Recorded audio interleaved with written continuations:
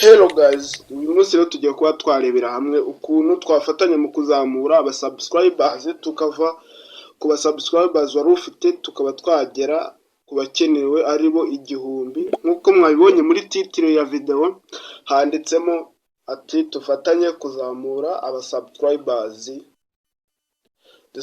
dufatanye kubona abasubscribers 1000. Nanze kuvuga ati wenda kubona subscribe 1000 biroroshye kuko nazo mfite.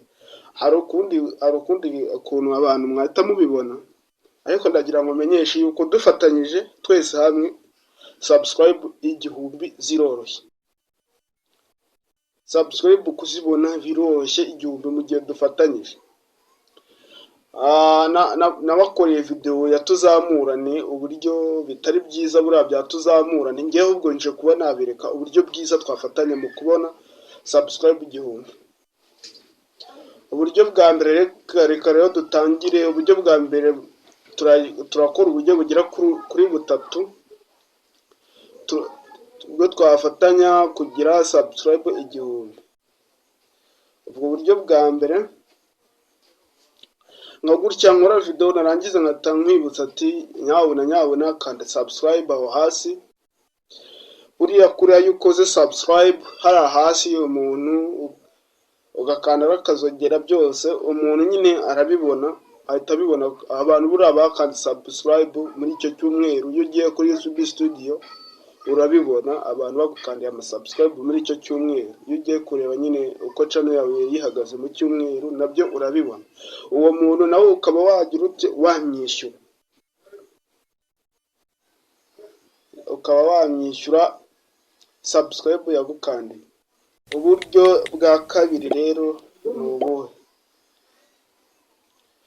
Uburyo bwa kabiri ni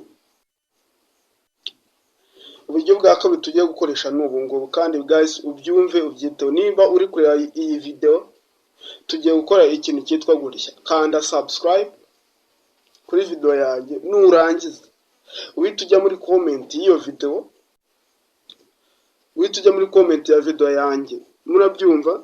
Nurangiza uhita wandikamo ati nabikoze. Ariko mu gihe wakoze iki? Wakanze subscribe. Guys tubyumvikane neza, tujyane ku murongo. Mu gihe wakanze subscribe tujya muri comment yanjye uvuga ati nabikoze. Ngiye ndaza muri comment yanjye, buri muntu wese uri muri comment yanjye nyishyure subscribe yagiye amereza. Noneho n'abandi bantu nabo bagenda babikora gutyo, akande subscribe narangiza atajya muri comment. Buri muntu asanzemo nawe ajya agenda akande kuri kariya gafoto kiwe, atajya kuri channel, ibihita bimutungura kuri channel ye, nawe amukandire subscribe.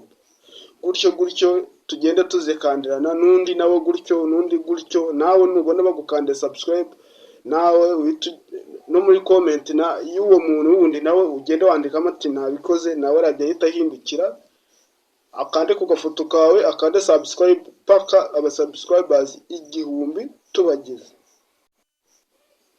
Guys mubyumve neza, dufashanye tuzamurane, atari bya bindi mumenyereye bya WhatsApp. Iyi ngiyi ni indi strategy nshyashya none iri gukora umuti kurusha izindi zose zabayeho.